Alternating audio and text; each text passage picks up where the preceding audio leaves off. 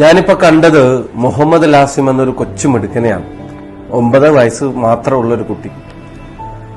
നല്ല തൂക്കവും ഓടിച്ചാടി നടന്നിരുന്ന നല്ല ആരോഗ്യം ഉണ്ടായിരുന്ന കുട്ടിക്ക് പെട്ടെന്നാണ് തലച്ചോറിനെ സംബന്ധിച്ചൊരു അസുഖം വന്നത്. പേരാമ്പ്ര പഞ്ചായത്തിലെ 11ാം വാർഡിലാണ് ഈ കുട്ടി താമസിക്കുന്നത്. അദ്ദേഹത്തിന്റെ പിതാവിനോടൊപ്പമാണ് എന്നെ കാണാൻ വന്നത്. ഇപ്പൊ തലച്ചോറിന് ഗുരുതരമായിട്ടുള്ള അസുഖം ബാധിച്ചിരിക്കുകയാണ്. അവരതിന്റെ പറയുന്നത് ക്ലൈവൽ കോൺഡ്രോമ എന്നുള്ളതാണ് അതിന്റെ പേര് പറയുന്നത്. അപൂർവമായ രോഗമാണ്.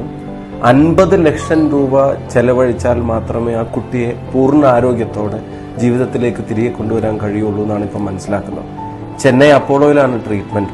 ഇപ്പൊ ഈ 10ാം തീയതിക്ക് ആകുമ്പോഴത്തേക്കും അടുത്ത തവണ ചെന്ന് പ്രൊസീജിയർ തുടങ്ങേണ്ട സമയമായെന്നാണ് പറയുന്നത്. പക്ഷെ ഒരു വളരെ സാധാരണപ്പെട്ട ഒരു കുടുംബം, ഈ കുട്ടിയും പിന്നെ ഒരു ചെറിയ കുട്ടി ഉൾപ്പെടെ ഈ 2 കുഞ്ഞു മക്കളെ കൊള്ളുന്ന കുടുംബത്തിന് അത്രയും തുക കണ്ടെത്താൻ പ്രയാസമാണെന്ന് തിരിച്ചറിഞ്ഞിട്ട് നാട്ടിലെ നല്ലവരായിട്ടുള്ള നാട്ടുകാർ, നമ്മുടെ പൊതുപ്രവർത്തകരെല്ലാവരും കൂടെ ചേർന്നൊരു ജനകീയ കമ്മിറ്റി ഉണ്ടാക്കിയിരുന്നു.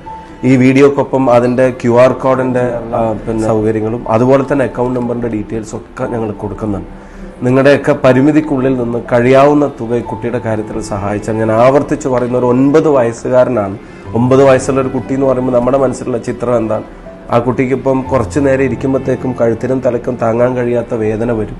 അങ്ങനെ വേദന വരുമ്പോൾ ഭക്ഷണം പോലും കിടത്തിയിട്ടേ കൊടുക്കാൻ പറ്റുള്ളൂ എന്നാണ് ഇപ്പോൾ പിതാവിനോട് ചോദിച്ചപ്പോൾ പറയുന്നത്. ഇപ്പോൾ പെയിൻ കില്ലർ കൊടുത്തിട്ടാണ് ഇപ്പം മുന്നോട്ട് പോകുന്നത്. അപ്പോൾ അതൊന്നും അത്ര ദിവസം മുന്നോട്ട് കൊണ്ടുപോകാൻ കഴിയില്ല.